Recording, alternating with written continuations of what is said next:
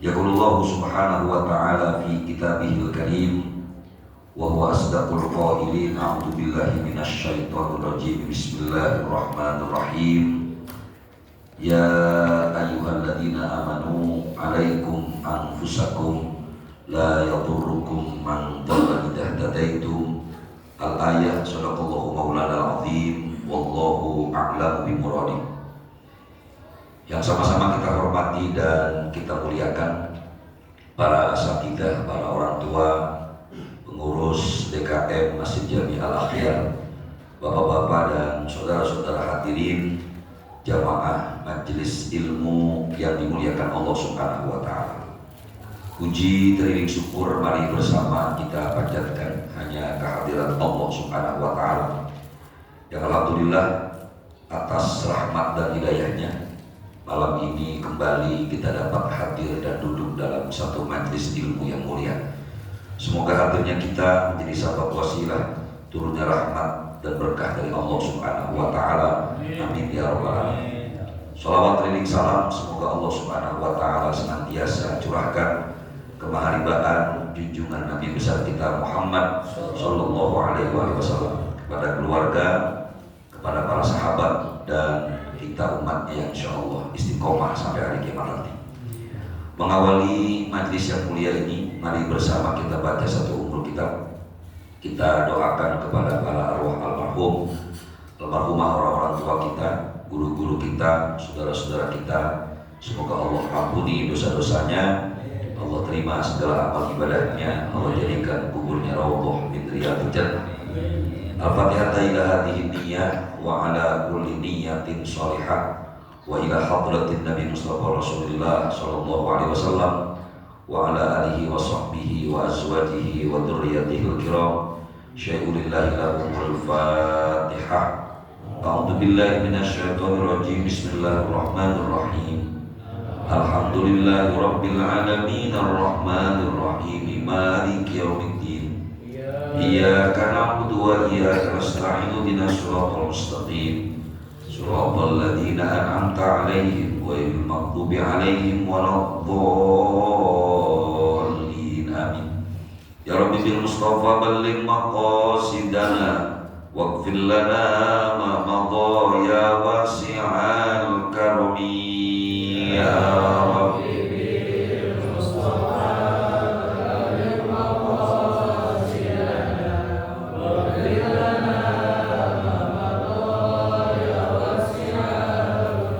Wal habibul ladzi turja syafa'atuhu likulli haulin minal ahwali muqtahimi.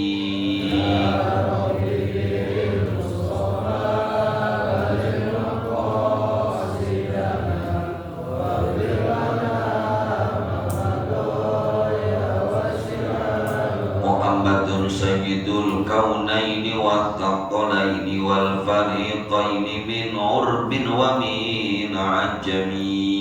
Ya Rabbi bil Mustafa balil maqasidana waghfir lana ma ya wasi'an. Allahumma shalli wa sallim wa barik alaihi wa ala alihi. Bapak dan saudara-saudara hadirin jamaah majlis ilmu Masjid Jami Al-Akhyar yang dimuliakan Allah Subhanahu wa ta'ala. Salah satu ajaran penting dalam Islam yang semakin membuktikan bahwa agama kita bukan hanya agama yang mengajarkan hubungan seorang hamba kepada Tuhannya, tetapi juga sangat mementingkan hubungan sesama manusia. Di antaranya adalah birrul walidain, berbakti kepada kedua orang tua. Bahkan birrul walidain ini, berbakti kepada kedua orang tua, berlaku sampai orang tua kita telah meninggal dunia sekalipun. Artinya berbuat baik kepada kedua orang tua berlaku saat keduanya masih hidup, bahkan saat keduanya sudah meninggal dunia. Itu artinya berbakti kepada kedua orang tua ini batasannya nggak ada, Pak. Sampai kedua-duanya nggak ada sekalipun, meninggal dunia sekalipun, berbakti kepada keduanya tetap diajarkan dalam Islam. Kalau kita lihat firman Allah Subhanahu wa taala misalnya dalam Al-Qur'an surah Al-Ankabut ayat 8. A'udzubillahi minasyaitonir rajim.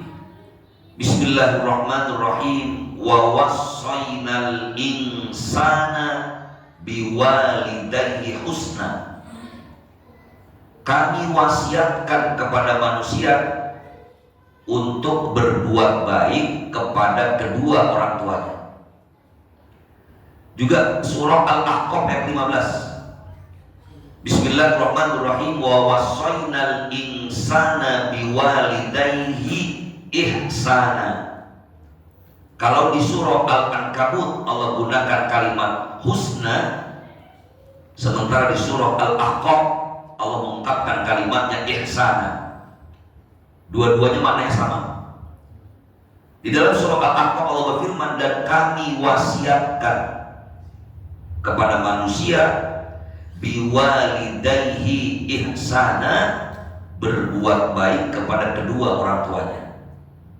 Ini artinya kedudukan untuk berbakti kepada kedua orang tua amatlah penting.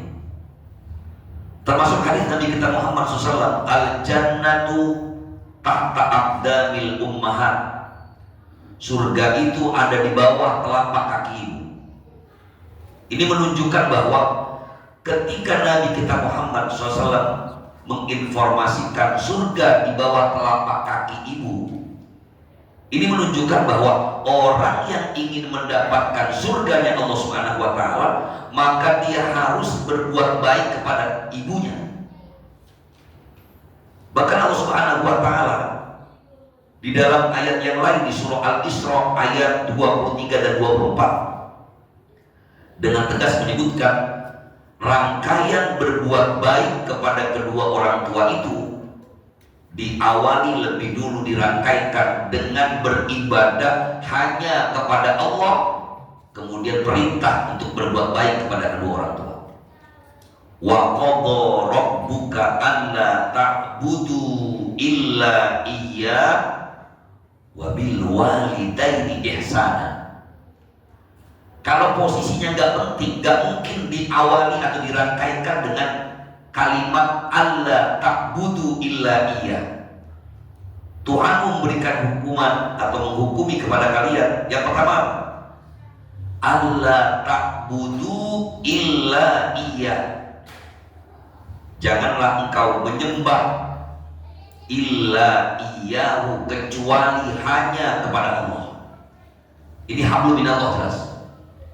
Tapi yang kedua, wabil walidaini ihsana, dan kepada kedua orang tua kamu harus berbuat baik.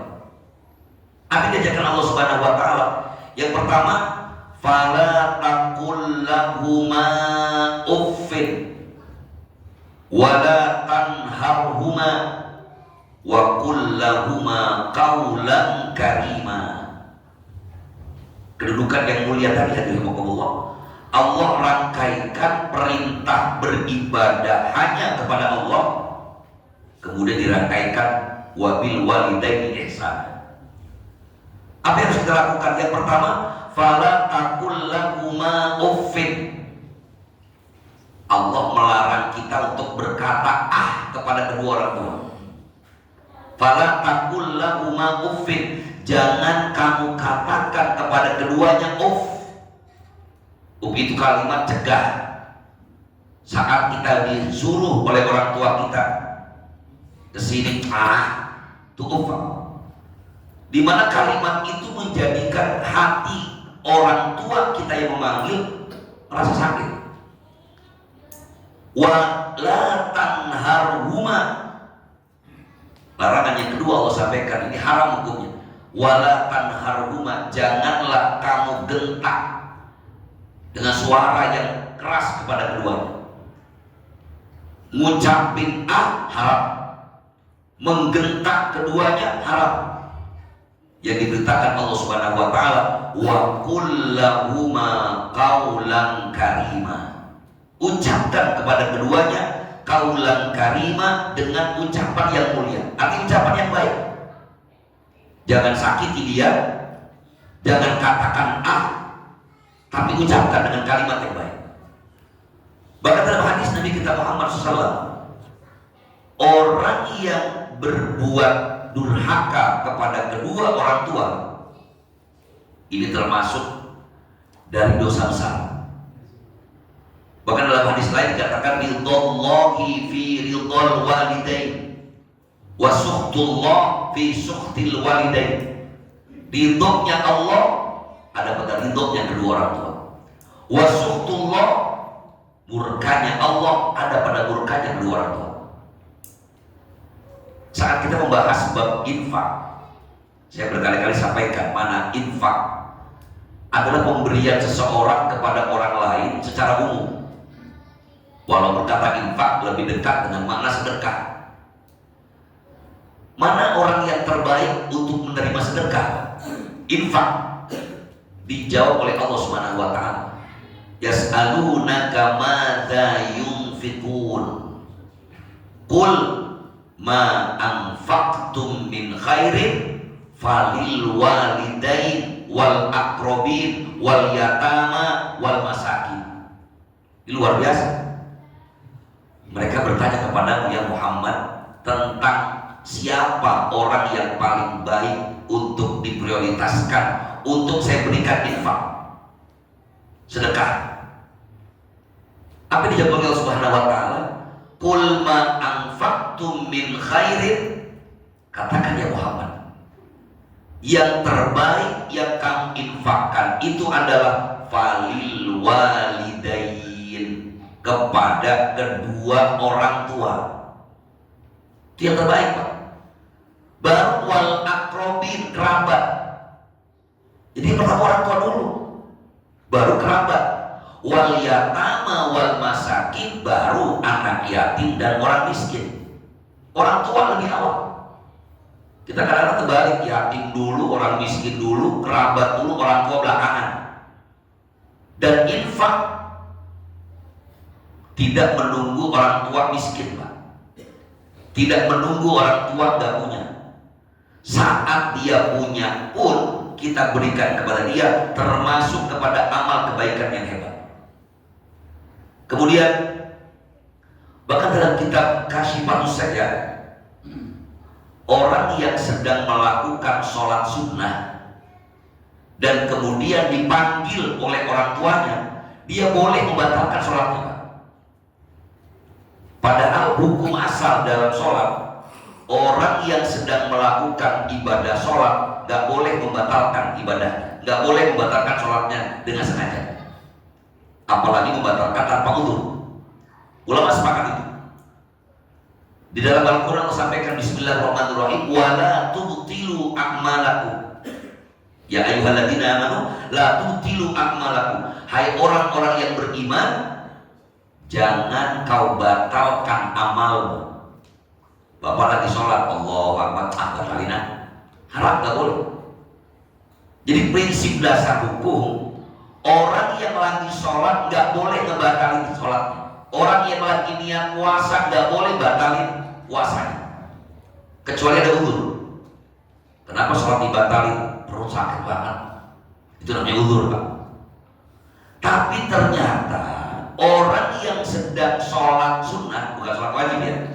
Kalau sholat wajib gak boleh. Tapi kalau sholat sunnah, kata Imam Nawawi, kita dipanggil oleh orang tua kita, kita boleh membatalkannya, Pak. Lagi sholat qobliyah, ba'diyah, sholat duha, dipanggil orang tua kita, nah jawab labbaik, lagi sholat, gak apa-apa, batalkan sholatnya. Sama dengan istri lagi sholat sunnah, dipanggil suami, itu boleh batalin, malah harus. Gak boleh dia udah selesai sholat dapat 2 rakaat asal sholat sunnah. Ketika kita tanya, tadi kemana sih saya panggil-panggil, bapak panggil-panggil, isi kita menjawab tadi lagi sholat sunnah. Kalau sholat sunnah batalkan, Sama dengan ketika orang tua kita memanggil saat kita sholat sunnah, batalkan boleh sholat sunnahnya. Jadi kalau lagi sholat aja boleh dibatalkan, apalagi baru kerja. Kenyataannya kita nggak begitu. Kita ada aja tuh, aduh mohon maaf bu, aku lagi banyak kerjaan nih, lagi lembur urusan ini nih. Dalam sholat aja yang urusannya kepada Allah, dipanggil ibu, dipanggil bapak, kita boleh dibatalkan. Itu perkara ibadah kepada Allah. Apalagi hal-hal yang urusannya manusia. Ini pentingnya birrul walidain.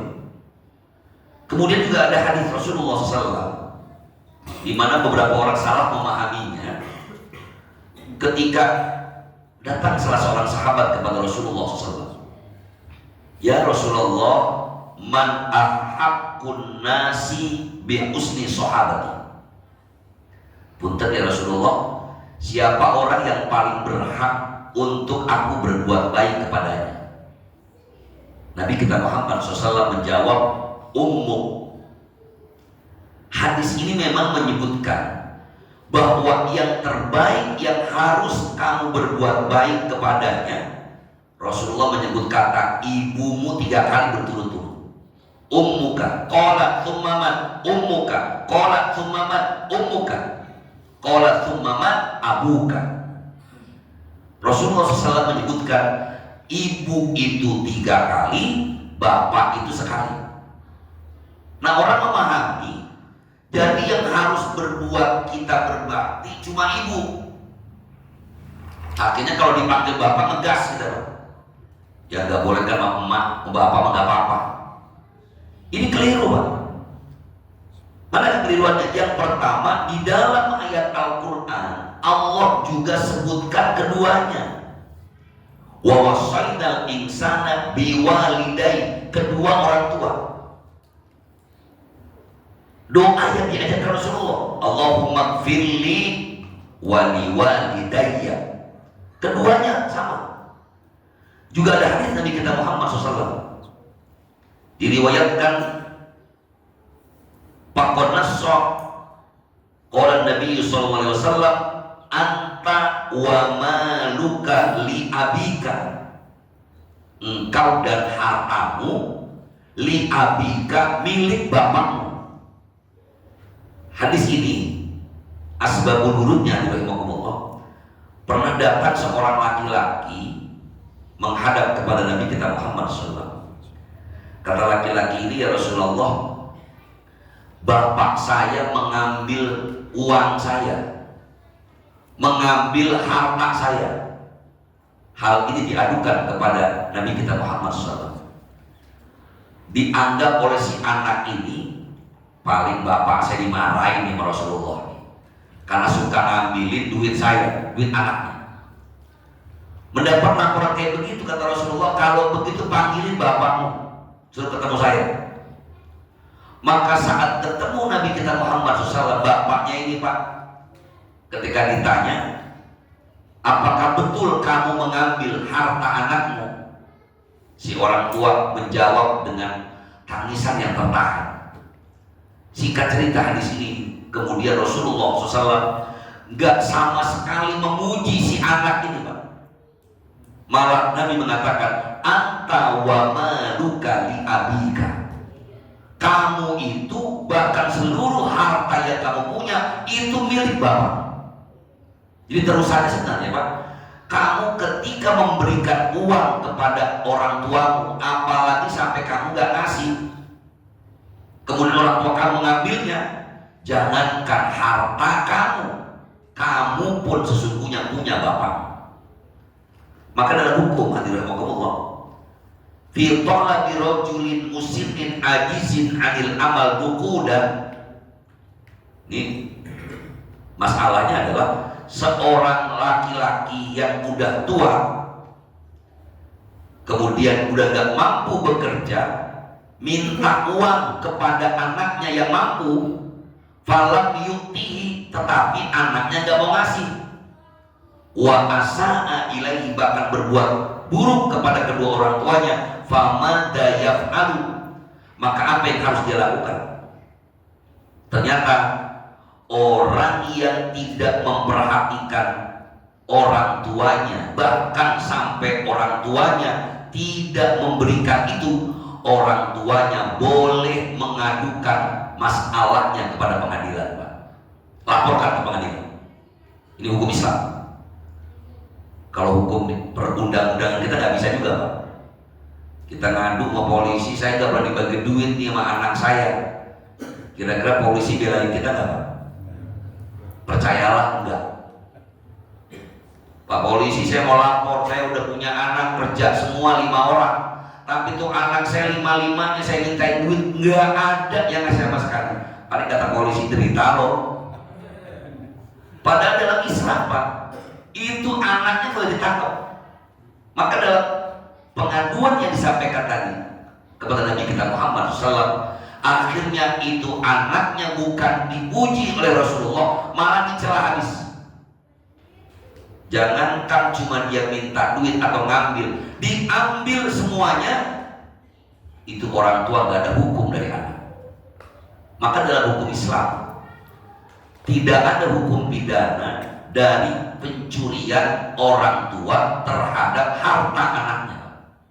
Gak ada pidana. Karena yang namanya hartanya anak, ya hartanya orang tua. Sebagaimana dulu ketika kita kecil, emang punya bapak, kita punya siapa? Bapaknya beli motor, yang make siapa? Anak. Bapaknya beli mobil, yang make anak. Bahkan bapaknya punya warisan kelak, yang make anak. Maka kata Nabi, anta wa ma'aluka li abi. Apa artinya? Ini menunjukkan bahwa bukan cuma ibu yang harus kita hormati, tapi juga bapak. Jadi jangan dianggap, udah biarin ngomong bapak kasar aja biarin. Maka hanya ironi ketika sejak awal saya katakan Islam mengajarkan bagaimana hablu minallah dengan hablu minan nas. Kalau ada orang yang sholatnya rajin, puasanya rajin, tapi kalau ngomong sama orang tua nggak ada lembut-lembutnya, kasar. Bapaknya kadang-kadang baru nanya dicuekin, yang ngobrolnya sama tamunya aja. Bapaknya nanya, aki-aki hebat banget, dipanggilnya aki-aki, Pak. Ini bisa nyakitin hati orang tua kita. Saat kita masih kecil, kita manggil dia dengan bapak, udah gedean dikit, terkadang kita malah nyakitin hati orang tua kita. Ini aki-aki gawe amat sih. Jadi sama emak hormat, sama bapak enggak. Bahkan saat bapaknya minta sesuatu, rasanya orang tua kita jarang yang minta macam-macam, Pak. Bahkan banyak orang tua yang nggak minta, tapi anaknya nggak pengertian. Bapaknya lagi melongo aja, nggak ngopi dari pagi. Itu anak nanya aja, Pak. Bapaknya girangnya takut, Pak. Bapak udah ngopi, nih beli duit, nih ambil duit sana buat beli kopi. Yuk ikut saya yuk. Itu udah senangnya luar biasa, Pak. Bahkan naudzubillah min dzalik, ada berapa banyak kasus seorang anak yang menghilangkan bakti sama orang tuanya gara-gara istrinya mau ngasih orang tua duit ngumpet. Saya sempat dengar, Pak, ada beberapa keluarga saya bahkan sampai saya datang, tidak begitu caranya. Kalau seandainya istri kamu melarang kamu ngasih duit buat orang tua kamu, yang dikorbankan siapa? Yang kita buat emak atau bapak apa bini? Berani. Udah bini. Takut tuh bini kita. Keren banget yang dibelain bini apa emak? Kudunya emak. Kenyataannya kita belain siapa?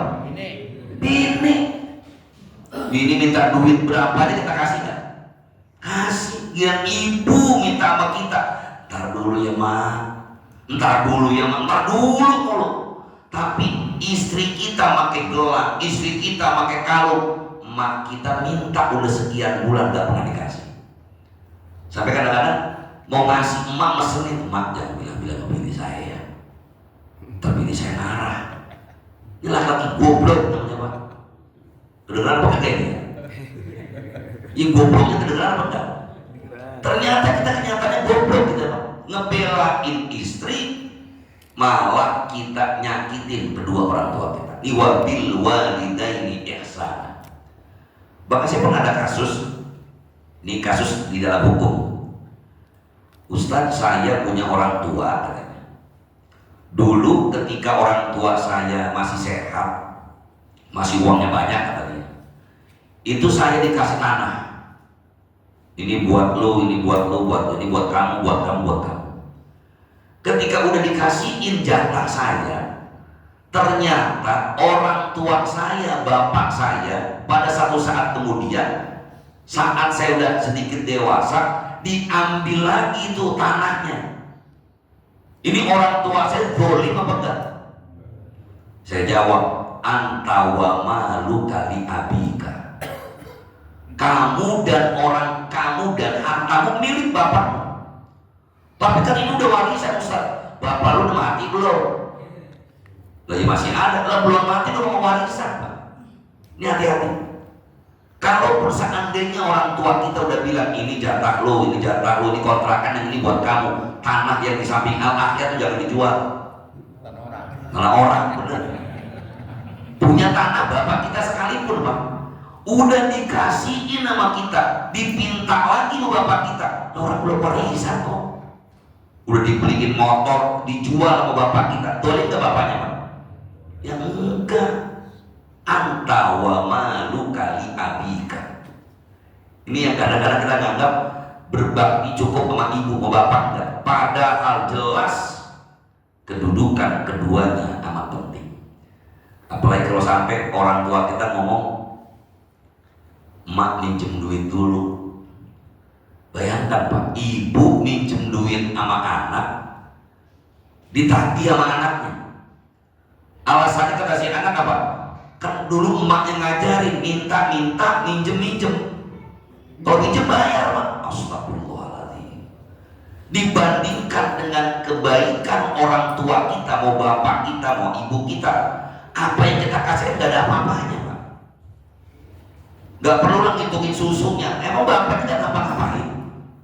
Ini kan cuma emak doang yang bela-belain anak. Lah bapaknya nggak kerja. Bapaknya bela dari pagi sampai sore, bahkan sampai malam, belain buat siapa? Buat anak. Nih makanya saya bilang tadi, saat hidup orang yang menyakiti kedua orang tuanya disebut dengan uququl walidain, durhaka sama orang tua. Dalam hadis juga dikatakan salah satu dosa yang balasannya bukan cuma di akhirat, bahkan saat di dunia udah dikasih oleh Allah Subhanahu wa taala, adalah uququl walidain, durhaka orang tua. Jadi orang yang durhaka orang tua itu hukumannya udah dikasih sebelum kita mati, sebelum kita di akhir. Kecuali perintah untuk maksiat kepada Allah Subhanahu wa taala. Karena ada jelas kaidahnya kata Nabi, la ta'ata li makhluqin fi maksiatil khaliq. Tidak boleh ada ketaatan kepada makhluk dalam rangka maksiat kepada sang khaliq, tidak boleh. Saya pernah ceritakan ketika kisah Asma binti Abi Bakar. Sayyidah Asma ini merupakan asbabun nuzul ayat yang membolehkan seseorang berbuat baik kepada non-muslim sekalipun. Ceritanya Sayyidah Asma, putranya Sayyidina Abi Bakar radhiyallahu anhu, ikut hijrah ke Madinah. Saat dia dari Madinah pengen ke Mekah, ibunya, jadi ibunya Sayyidah Asma ini masih kafir, musyrik, pengen ketemu Pak, bahkan udah mau ngasih hadiah kepada anaknya. Kata Sayyidah Asma, saya gak berani nerima karena dia ibu saya beda agama sama saya, musyrik. Maka dia mengadukan kepada Sayyidatina Aisyah radhiyallahu anha. Apa kata Sayyidatina? Aku akan tanyakan kepada Rasulullah SAW. Apa jawab Nabi Pak? Silahkan, nggak apa-apa. Maka salah satu ayat yang membolehkan kita, la yanhakumullahu 'anil ladzina lam yuqatilukum fid din wa lam yukhrijukum min diyarikum tabarruhum wa tuqsitu ilaihim. Allah tidak melarang kalian untuk berbuat baik, berbuat adil kepada orang musyrik, orang kafir yang tidak memerangi kalian, tidak mengusir kalian dari rumah-rumah kalian. Termasuk hadis ini tadi, maka Nabi kita Muhammad SAW membolehkan tetap berbuat baik kepada orang tua yang kafir sekalipun. Bayangkan Pak, hebatnya kedudukan orang tua. Udah kafir tuh orang tua, udah musyrik, lain agama, lain akidah, kita tetap wajib menghormatinya. Kecuali udah lu jangan sembahyang lagi dah, lu jangan Islam lagi, ikutin agama gua aja, yang itu boleh kita tolak. Tapi kalau berbuat baik harus tetap. Makanya ada hal yang aneh, fenomena beberapa tahun terakhir. Ada orang yang cuma gara-gara beda manhaj, kamu boleh menganggap orang tua kamu bukan sejalan lagi karena dia menolak satu manhaj yang ramai dibicarakan, misalnya negara Islam. Dia nolak, tolak, gak usah berbuat baik lagi sama orang tua, jangan diaku itu orang tua. Ini aneh ajaran Pak. Orang yang musyrik saja, orang yang kafir saja, kalau itu orang tua kita, harus tetap berbuat baik kepada mereka. Lalu apakah saat sudah meninggal dunia kita berhenti berbuat baik kepada keduanya? Jawabannya tidak. Qala Nabi sallallahu alaihi wasallam, "Idza matal 'abdu in qata'a 'amaluhu illa min thalathin." Wa fi riwayatin, "Idza mata ibnu Adam in qata'a amaluhu illa min thalathin." Hadisnya sama artinya. Apabila seorang hamba meninggal dunia, maka putus seluruh amalnya kecuali 3 hal. Shadaqatin jariyatin aw ilmin yuntafa'u bihi aw waladin sholihin yad'ulah. Yang tidak putus, kata Nabi kita Muhammad SAW, yang pertama shadaqah jariyah, ilmu yang bermanfaat, atau anak yang soleh yang mendoakan kepada kedua orang tuanya. Maka berdasarkan hadis ini, seorang anak berbuat baik kepada kedua orang tuanya adalah dengan mendoakannya. Yang kedua, as-shadaqatu alaihima. Shadaqah niatkan untuk keduanya. An Ibnu Abbasin radhiyallahu anhuma anna rajulan qala, "Ya Rasulullah, inna ummi tuwfiyat." Seorang laki-laki datang kepada Nabi, "Ya Rasulullah, bahwa ibu saya sudah meninggal. Walam tusini, tetapi beliau tidak pernah wasiat apa-apa. Afayanfa'uhuma an atasaddaqo 'alaiha." Apakah bermanfaat ya Rasulullah kalau saya bersedekah niat untuk orang tua saya? Faqala Nabi sallallahu, "Na'am." Nabi menjawab, "Nggih, muhun, iya, manfaat sedekah yang kita niatkan kepada kedua orang tua kita." Maka sebenarnya ketika kita ngaji, kita ngajakin doa, baca Fatihah buat orang tua, itu luar biasa. Ini amalan kita ngaji nih, kan setiap kali ngaji mulainya baca Fatihah, kita doain orang tua kita. Subhanallah. Kalau yang nggak pernah ngaji, kapan doainnya Pak? Udah guru habis sembahyang, kalau ingat. Nah kalau sembahyang enggak, ngaji enggak, lah kapan doainnya? Jadi kurang berkah di sini. Kemudian yang kedua, Rasulullah SAW juga pernah ditanya, "Ya Rasulullah, hal baqiya min birri abawaya syai'un ba'da mautihima?" Ya Rasulullah, apakah masih ada berbuat baik kepada kedua orang tua saya setelah kematian keduanya? Abarruhuma bihi, dengan cara berbuat baik kepada keduanya. Qala Nabi sallallahu alaihi wasallam, "Na'am," kata Nabi, ya, kamu bisa berbuat, tetap berbakti kepada kedua orang tua. Yang pertama, ad-du'a, doain. Malah nggak cukup sebenarnya cuma doain, Nabi sholat doang Pak. Wal istighfaru lahuma, mintain ampun buat keduanya. Termasuk orang-orang yang sudah terlanjur saat orang tuanya masih hidup, kita sering nyakitin dia. Mau minta maaf orangnya udah gak ada, maka Nabi ajarin istighfar lahum, mintakan ampun buat kedua orang tuanya. Kalau masih ada, minta maaf. Ada anak minta maaf sama orang tua gengsi, aneh. Minta maaf, minta ridhonya. Kalau memang saya pernah nyakitin emak, nyakitin bapak, mohon maafkan saya, mohon ikhlaskan saya. Kalau masih hidup. Kalau udah meninggal dunia, mintakan ampun. Wa in qadi ahdihima, kemudian juga meluluskan janji-janji keduanya. Mungkin beliau pernah wasiat, atau ada orang tua lagi masih ada ngomong, gue pengen banget ini umroh toh, atau pernah ngomong begitu, ada rezeki kita, badalkan umroh buat orang tua kita. Atau misalnya saya pengen banget nih ketemu si Pulang, pengen ketemu adik bapak yang ada di Jambi misalnya, datengin keluarganya orang tua kita. Karena dulu orang tua kita pernah kepengen ke sana, cuman keburu meninggal gak sempat. Kemudian wa ikrami siddiqihima, memuliakan kawan-kawannya. Cari tuh teman-teman orang tua kita, tentu kawan-kawan yang baik. Wasilaturrahimil ladzina laka min qablihima, dan juga mempererat silaturahim orang-orang yang pernah dekat dengan orang tua kita. Ini yang susah. Saya ngalamin nyariin temen orang tua, nyariin kerabat, atau jaga kebiasaan orang tua. Aduh, susahnya minta ampun. Orang tua kita senang silaturahim, kesimpulan ini pamannya, ini bibinya, ini anunya. Udah meninggal mah susahnya minta ampun. Banyak ketika orang tuanya udah meninggal dunia, anaknya nggak pernah lagi silaturahim. Padahal bapaknya sering ke rumah ustadz itu.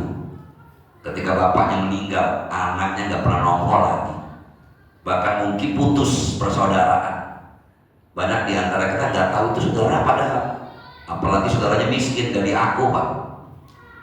Kan yang diaku saudara yang kaya doang ya. Malah kalau yang kaya, yang sukses, padahal saudara jauh, diaku itu pak. Itu Pak Haji, itu saudara gua tuh. Saudara mana? Itu emak gua sama engkongnya dia, sepupuan. Jauhnya minta ampun pak. Itu ceritanya. Ada lagi ini, yang ini nikah sama yang ini, nikah yang ini lagi. Nah ini saudaranya ini. Padahal jauhnya minta ampun pak. Karena kaya diaku. Tapi kalau miskin, padahal bapaknya dia tuh yang miskin, sama bapak kita adik kakak. Dekat apa jauh pak? Saudara dekat. Itu saudara lu bukan? Apa jauh? Saking miskinnya pak. Bahkan ketika datang pun ke rumah kita, ya Allah gak diaku. Lo yaudah, saudara kesini lagi ya. Islam mengajarkan hablum minallah wa hablum minannas. Jangan sampai kita ngelupain, kita ibadahnya hebat, sholatnya hebat, puasanya hebat, hajinya sering, umroh bolak-balik, tapi malah kelupaan birrul walidain. Mudah-mudahan materi sederhana malam hari ini bermanfaat untuk mengingatkan diri saya sendiri, mengingatkan kita semua betapa keberkahan itu juga ada pada doanya kedua orang tua kita.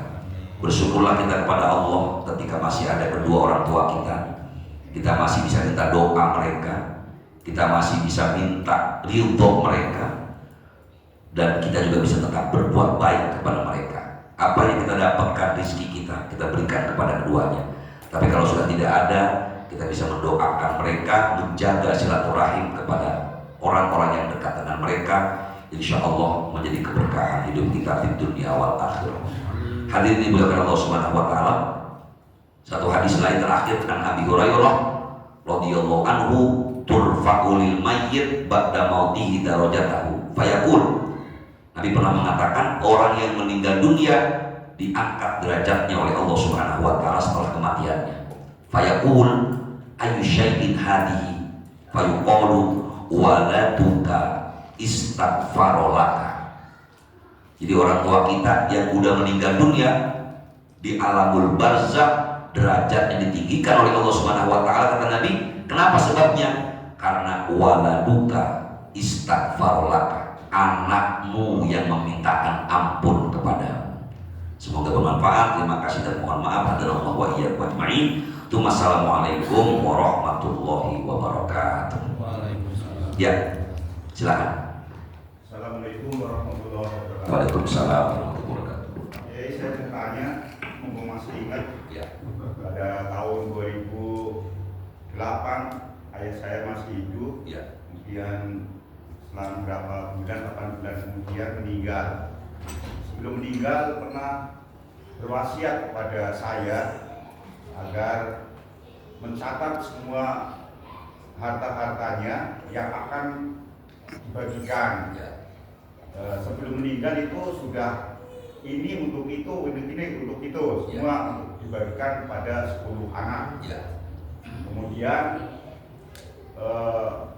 tahun 2010 bapak saya meninggal. Kemudian setelah itu anak-anak itu saya kumpulkan saudara-saudaranya. Ada beberapa anak yang tidak percaya bahwa bapak saya itu memberikan wasiat.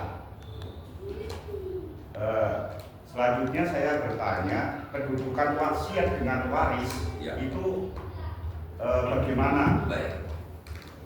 Sekian, terima kasih. Baik. Warahmatullahi wabarakatuh. Hadirin dimuliakan Allah Subhanahu wa taala. Waalaikumsalam warahmatullahi wabarakatuh. Kata Nabi, la wasiyata li warithin. Tidak boleh ada wasiat kepada ahli waris. Artinya apa? Tidak boleh kita sebagai orang tua, padahal ini ada anak kita ada 5. Tahu-tahu kita bilang sama anak-anak kita, ini yang nanti harta bapak kasihin aja sama 4 orang ini, yang 1 nggak usah. Karena yang 1 kagak pernah datang ke rumah gua males kasih dia. Padahal tuh anak kandungnya. Mau dari bini yang mana ke pak, tetap itu anaknya. Juga jangan sampai nanti ada saudara gara-gara gua nggak bisa, dia kan anak dari emak yang itu, nggak punya surat nikah, nggak sah. Ini juga zalim namanya pak. Kembali kepada pertanyaan tadi, kalau seandainya wasiatnya bertentangan dengan ilmu waris, maka wasiatnya batal demi hukum. Kecuali kata anaknya udah kita bagi waris dulu. Misalnya karena anak laki-lakinya 2, anak perempuannya 2, maka bagiannya bukan lagi dibagi 4, dibaginya yang 2 menjadi 4, yang ini 2 tetap 2. Jadi dibagi 6. Karena jatah laki-laki 2, jatah perempuannya 1. Kemudian kata yang laki-laki, ya udah karena bapak wasiatnya kemarin suruh bagi rata aja, maka yang laki-laki dibagilah kepada saudaranya yang perempuan. Boleh. Catatannya namanya bagi. Setelah sudah menerima jatah warisannya, itu boleh. Jadi kalau dia wasiat ternyata lain ke wasiat, kenapa ini dikasihin kepada si yang paling tua doang? Bapak wasiat itu sawah yang ada di kampung buat yang bungsu, tanah yang 1000 meter di ujung aspal buat yang paling tua, yang paling rajin ngurusin bapak. Apakah ini boleh? Ada wasiatnya nih kata abang, itu gue dapet yang di ujung aspal, lu yang bungsu ini Tegal dapet di pojokan sono. Tanda tangan bapak, oh ini videonya ada.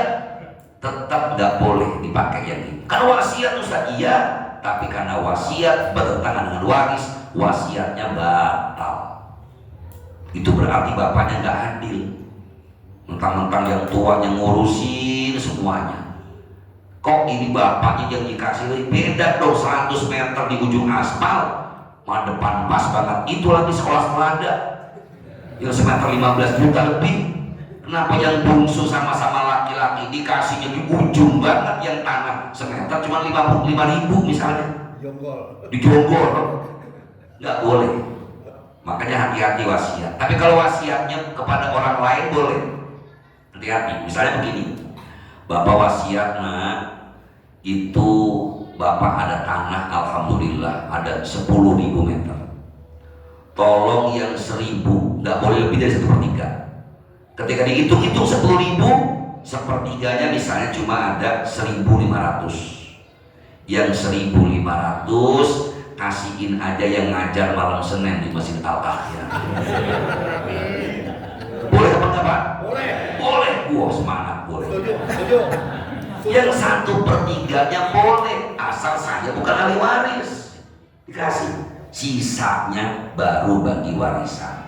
Jadi wasiat tidak boleh lebih dari 1/3 harta, dan nggak boleh dikasih kepada ahli waris, tetapi kepada orang lain. Baru wasiat itu wajib anak-anaknya menjalankannya. Bapak punya uang yang di sana kasih ke masjid, sisanya masih banyak, nah tenang aja juga itu waris. Selama nggak lebih dari 1/3 wajib. Kalau ada anak yang menyembunyikan wasiat itu, dosa lagi. Apalagi naudzubillah banyak kasus orang tuanya udah ngasih wakaf. Saya pada ngalamin ini Pak. Bapaknya udah ngomong ke saya, Pak Ustadz itu yang di sana buat wakaf. Cuma karena lupa ditulis, anaknya datang satu orang. Tahu-tahu karena nggak pernah ditulis, kata anaknya, bapak waktu itu Pak bohong-bohongan doang kok. Cuma karena tanah yang dikasihin buat wakaf ternyata harganya mahal, nggak jadi wakafnya. Siapa yang gak ngejadiin? Anaknya. Zolim ini anak. Biasanya yang kayak begini Pak nggak bakalan jadi berkah, karena ada wasiat orang tuanya yang dihilangkan. Wallahu a'lam. Demikian. Ya Pak silakan.